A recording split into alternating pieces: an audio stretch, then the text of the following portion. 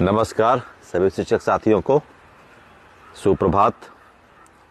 सुबह का आज एक महत्वपूर्ण दिन है। कल कुछ अपडेट्स मिले हैं तो मैं सोचा कि आप सभी से साझा करूं उसके बारे में। कल हमारे जो एक अखिल भारतीय शिक्षक संघर्ष मोर्चा का एक मुख्य घटक शिक्षक संगठन है यूटा, राजेंद्र राठौर जी के नेतृत्व में, तो आदरणीय राजेंद्र राठौर जी ने एक रीट डाली थी। वो रीट जो थी वो 2017 के अमेंडमेंट को उन्होंने चैलेंज किया था कि ये जो 17 का अमेंडमेंट है उसके संबंध में उन्होंने रीट डाली थी। तो उसमें कुछ अपडेट्स आए हैं। उस केस की आज हियरिंग है, आज हियरिंग के लिए उसको डेट मिला है। और ये मैं आपको बता दूं, ये अलग बेंच है, चूंकि फ्रेश रीट है तो ये बेंच अलग है। ये 3 जजों की एक पीठ है, उसमें इसकी सुनवाई आज लगी हुई है। आज उसकी ब्रीफिंग मैं शाम को फिर करूंगा।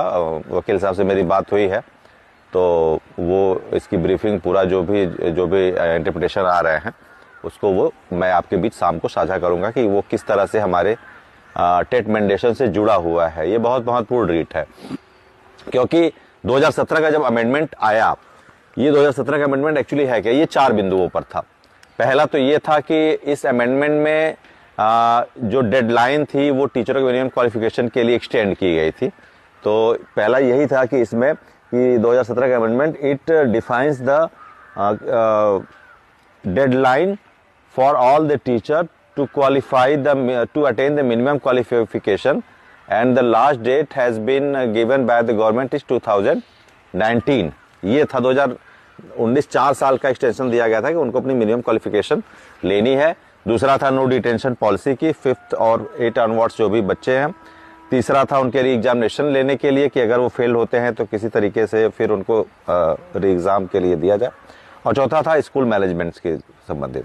तो जो पहला है वही हमारा उसमें मुख्य बिंदु। उसमें आप देखेंगे तो इनके रीट की हियरिंग में जो सब्जेक्ट्स है उस पर सारी चीज़ें लिखी हुई हैं। स्कूल मैनेजमेंट है, डिटेंशन है और उसमें आरटी एक्ट के बारे में भी है। तो जो मुख्य बिंदु वो यही है कि जो RT act amendment which provides the deadline for all the teacher to attain the minimum qualification within the time period that is given by the central government 2019। ये उनको 4 साल का दिया गया। अब इसमें बात आती है कि ये वैलिडेशन को चुनौती किस लिए दिया गया। इसमें अब अगर कोर्ट आज सुनवाई करता है तो उस कोर्ट की सुनवाई में ये बात आएगी कि जो इन सर्विस टीचर हैं जिनके लिए आपने 4 साल का एक्सटेंशन दिया है मिनिमम क्वालिफिकेशन के लिए, अब ये मिनिमम क्वालिफिकेशन की बात आएगी। ये जो शब्दावली है इसको परिभाषा करना पड़ेगा वहां पर कोर्ट को, और इसके लिए एनसीटीई को भी जो है कि नोटिफाई किया जाएगा कि आपने मिनिमम क्वालिफिकेशन में क्या रखा है। मिनिमम क्वालिफिकेशन में अगर आपने टेट रखा है तो उसी टेट को रखने के विषय में मैं आपको बता दूं कि जब उसमें पैरा 1 पैरा 2 में इन सर्विस टीचर के लिए अगर आपने टेट रखा है तो उसी में आपने पैरा 5 में उसके एग्जम्पशन की भी बात की है। और उसी में आपने इन सर्विस टीचर्स के लिए ट्रेनिंग जहां पर नहीं प्रोवाइड किया जा रहा है स्टेट्स में, वहां पे आपने जो है कि ट्रेनिंग के लिए भी उन टीचरों के लिए बात की है। तो अब यहां पर जो आप देखेंगे उसमें रिस्पोंडेंट में 3 है, यूनियन ऑफ इंडिया है, उत्तर प्रदेश है और एनसीटी भी है रिस्पोंडेंट में। तो यहाँ पर जो चैलेंज किया गया है हमारी राजेंद्र राठौर द्वारा इस रीट के द्वारा, उसमें एनसीटी मुख्य जो है वो उत्तरापेक्षी है, उसी को रिस्पॉन्ड करना है। अब उसको इसके वैलिडेशन की व्याख्या करनी होगी कि अगर इसमें इन सर्विस टीचर के लिए 4 साल आपने दिया है तो वो 4 साल 2011 29 जुलाई 2000 के पहले के टीचर जो 2001 बेसिक शिक्षा नियमावली के अधीन भर्ती किए गए हैं उसी में आपने पैरा 5 में आरटी एक्ट के उसमें एग्जम्पशन की बात की गई है। इसकी व्याख्या करनी जो उस समय 1 सितंबर 2025 को जब फैसला आया एनसीटी के किसी तरीके से हलफनामे के शामिल न होने की वजह से मामला जनरलाइज किया गया।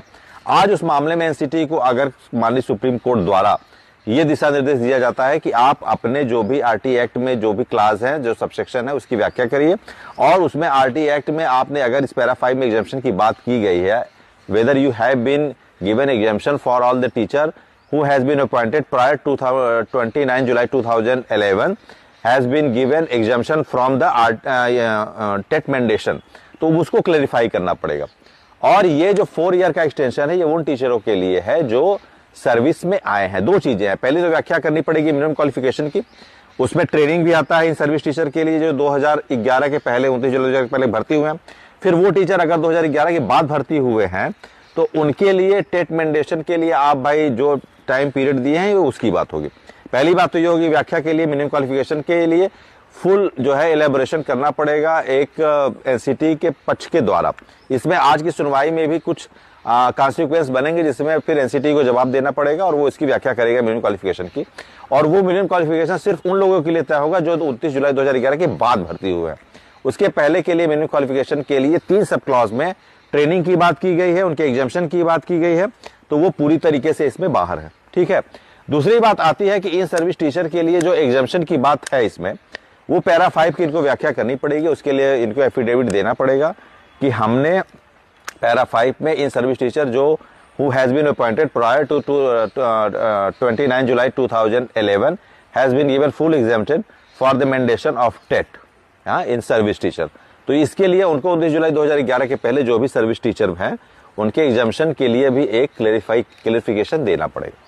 तो इन दोनों बातों पे है, एक मिनिमम क्वालिफिकेशन ये उनके लिए तय करेंगे जो 29 जुलाई 2011 के बाद भर्ती हुए हैं, और दूसरी बात इस बात की व्याख्या करनी पड़ेगी कि आपने आरटी एक्ट के पैरा 5 में आपने एग्जामिशन की बात की है, उसको भी आपको वेल एफिडेविट सबमिशन करना पड़ेगा।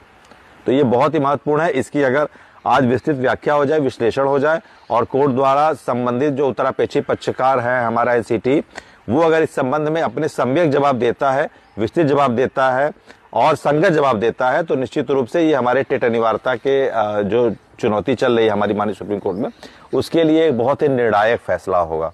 और ये सारी चीजें एडज्वाइन करेंगी। अभी कल मेरी बात भी हुई वकील साहब से, तो उन्होंने कहा कि हियरिंग के लिए चूंकि वो रिव्यू पिटीशन जो है वो माननीय दीपांकर दत्ता जी के ही बेंच में लगा हुआ है, तो इसलिए अभी उसमें थोड़ा सा स्टेट काउंसिल लगे हुए उसकी तारीख पे।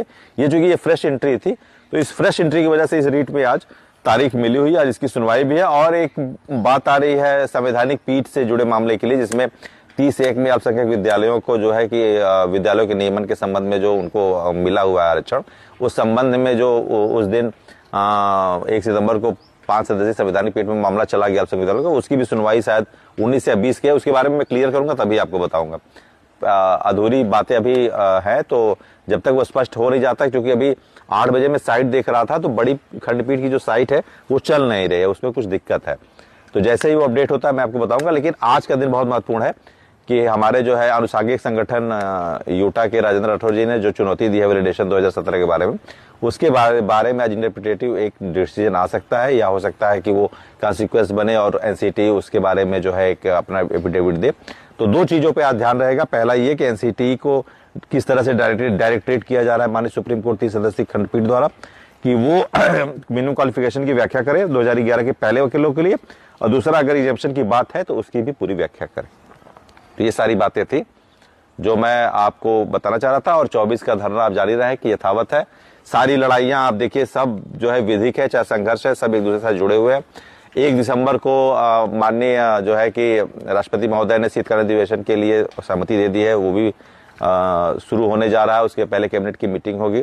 धर्मेंद्र प्रधान जी भी अब खाली हो चुके हैं बिहार चुनाव से बम्पर जीत के बाद, तो उनसे भी हम अपनी मुलाकात के लिए जो है उनको बधाई भी देते हैं भाई इतनी अच्छी जीत के लिए, और अपेक्षा करते हैं कि शिक्षकों की भी जीत आप ही के हाथों से होगी। शिक्षकों के संघर्ष की जीत भी धर्मेंद्र प्रधान जी के हाथों से होगी, और वो इस संबंध में आज जो भी अगर आता है तो एनसीटी को भी करे, और हम लोग भी पूरी कोशिश में है कि उनसे मुलाकात किया जाए। हम लोग पहले ही पहुंचेंगे, 22-23 को ही पहुंचेंगे, तो उनसे भी है कि इस में करें। तो सारे घटना चक्र एक दूसरे से जुड़े हुए हैं। आज की सुनवाई भी है, हियरिंग भी रिव्यू पिटीशन की मुझे लगता है इस हफ्ते में क्लियर हो जाना चाहिए। थोड़ा दीपांकर दत्ता जी अगर इस हफ्ते में क्लियर कर देते हैं तो वो भी हो जाएगा। बड़ी खंडपीठ वाली भी सुनवाई है, त्रिपुरा मामले की भी सुनवाई 19 नवंबर को है। तो सारे घटना चक्र एक दूसरे से लगे हुए हैं। कैबिनेट की मीटिंग है, अब सरकार भी खाली हो चुकी है चुनाव से, तो हम भी अपनी बात को संगत तरीके से उनके सामने रख सकते हैं, और जल्द ही हम जो है कि प्रयास कर रहे हैं कि अपने संगठन के द्वारा उनसे मुलाकात करें। तो आज के इस सुनवाई पे हमारी पैनी नजर है, और हम जो है इस पर जो भी रहेगी उसकी विस्तृत व्याख्या देर सवेर आपसे करेंगे, फिर जो भी कॉन्सिक्वेंस बनता है। चलिए, फिर आप लोग दिल्ली आ रहे हैं ना, सभी लोग पहुंचिए, दिल्ली मुलाकात होगी। संघर्ष अभी हमारा जारी है और रहेगा, ठीक है। चलिए, शिक्षक एकता जिंदाबाद। बहुत बहुत धन्यवाद।